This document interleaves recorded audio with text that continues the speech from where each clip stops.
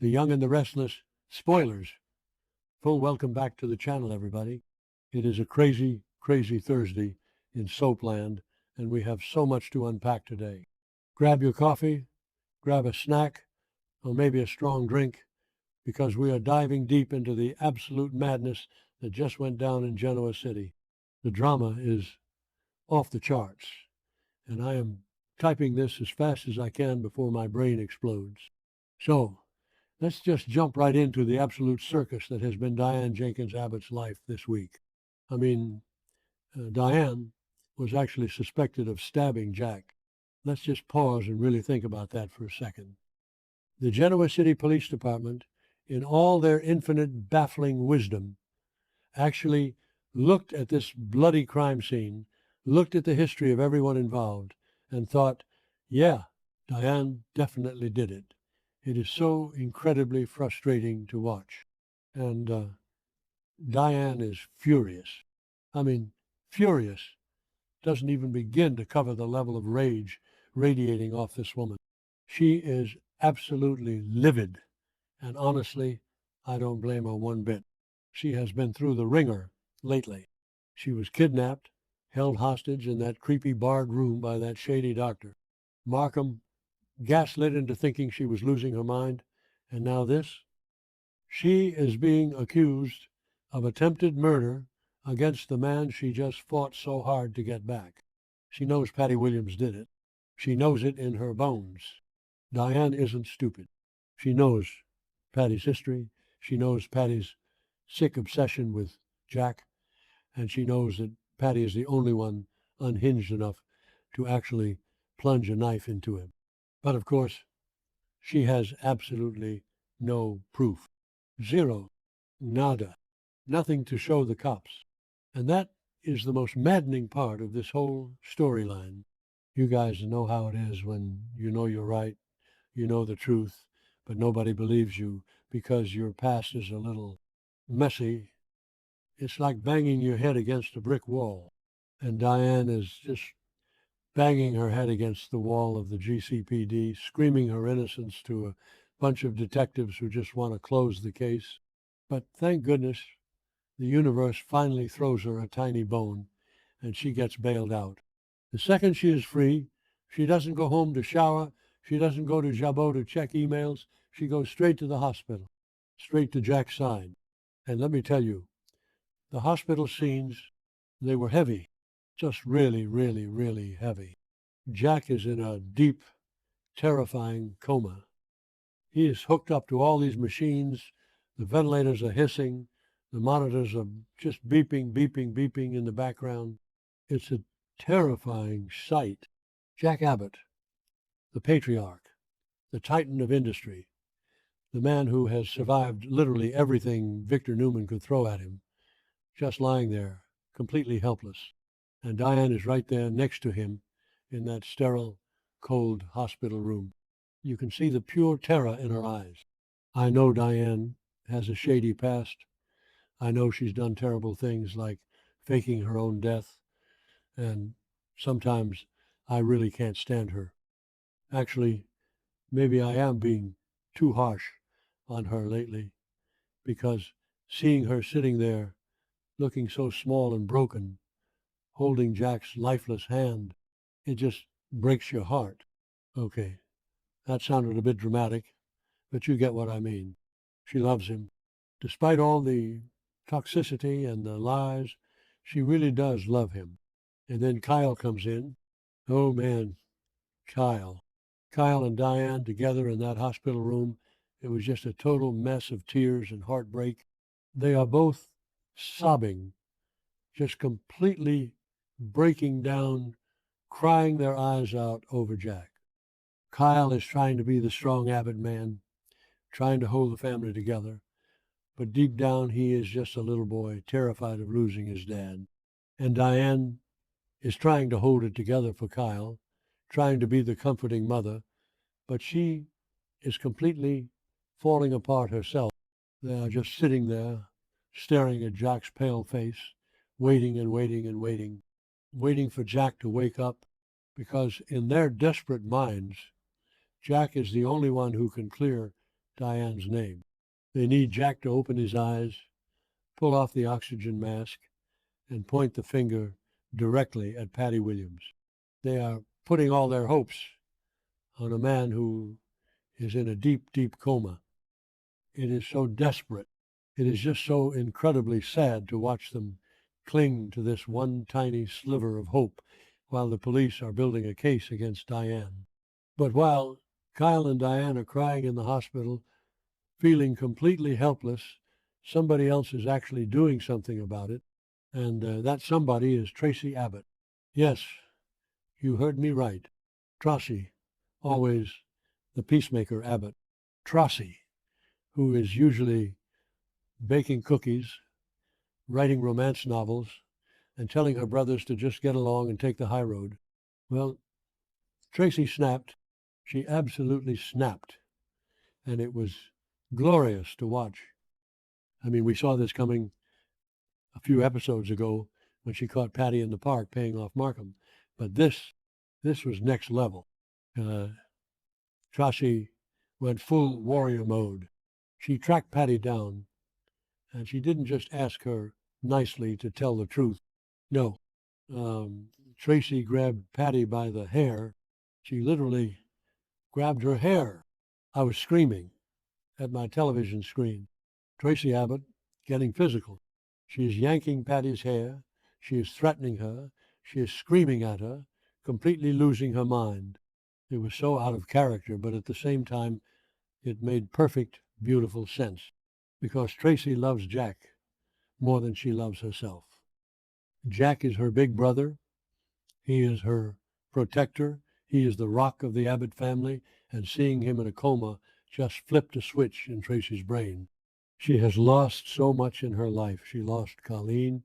She lost John. She is not going to lose Jack to some psychotic ex-wife. She demanded the truth. She terrified Patty, and Patty, crazy, delusional Patty, she actually cracked under the pressure. Tracy scared her so much that Patty spilled everything. She confessed. She admitted that she was the one who stabbed Jack. And not only that, she dropped a massive bombshell. She told Tracy that Dr. Markham was the one behind it. Markham, the creepy, corrupt doctor who was holding Diane hostage in that weird house with the padded cell aesthetic. Let's just talk about Markham for a second, because my brain is spinning. What is his deal? We all know he is shady. The fans on social media have been saying for weeks that he might actually be Martin Laurent with a surgically altered face. And honestly, I am starting to believe it 100%, because who else would go to these extreme lengths? Who else would orchestrate this massive, twisted, psychological plot involving Patty Williams and Diane Jenkins? So Patty tells Tracy that Markham is the mastermind. And Tracy is just standing there, breathing heavy, feeling this massive wave of satisfaction. She finally has the truth. She has the confession. She looks Patty dead in the eye and tells her, you know, if you have the guts to do it, you need to have the guts to confess to the cops. Boom. Mic drop by Tracy Abbott. It was the best scene of the week, hands down. So Tracy has this confession, which is great, but a confession forced out by hair pulling in a fit of rage might not hold up in court, right? A good defense lawyer would tear that apart. But then, finally, a miracle happens. The police actually do their jobs. I know, shocker. The GCPD actually investigated something properly for once in their lives. They went back to the Abbott mansion, or wherever the stabbing happened, and they did a proper sweep, and they found a security camera. A hidden camera, or a camera they somehow completely missed the first 10 times they searched the place. Typical Genoa City police work, right? They probably tripped over it while looking for a donut, but whatever. They found the video. They found the actual undeniable footage of the stabbing. And you guys, the video is chilling. The detectives play the footage, and there it is, clear as day, on the grainy black and white screen. You see Patty creeping around the house. You see the crazy, unhinged look in her eyes as she stalks her prey. And then you see her raise the knife and stab Jack. It is all there on tape. There is absolutely no denying it anymore. No more circumstantial evidence, no more guessing. The police watch it, and they instantly realize how badly they messed up by suspecting Diane. I mean, what were they thinking in the first place? Did they really think Diane would stab the love of her life right after they just got back together and were trying to rebuild their family? It made no sense from the beginning, and this video just proves how incompetent the police really are. So the police have the video. The truth is officially out. Diane is cleared. Her name is completely cleared. The charges are going to be dropped. The suspicion is gone. The nightmare of going to prison is over. You would think this would be a moment of massive celebration for the Abbott family. And sure, there is a huge sigh of relief. Diane feels this massive weight lifted off her shoulders. She isn't going to be locked in a cell, but it is such a bittersweet victory. It's almost hollow because it doesn't change the fact that Jack is still in a coma. It doesn't magically heal his stab wound or wake him up from his deep sleep. Diane is innocent, yes, but she might still lose her husband. And that is just a brutal, brutal reality for her and Kyle to face. They are cleared of the legal trouble, but the emotional trauma is still very much threatening to destroy them. But wait, because this is the young and the restless, it gets crazier. Because while the police are busy watching the video, realizing their mistake, and probably filling out apology paperwork for Diane, Patty and Markham are not just sitting around waiting to be arrested. Oh, no. These two are slippery. They are rats fleeing a sinking ship. They realize the walls are closing in. Maybe Patty ran straight to Markham after her violent run-in with Tracy and told him the gig was up.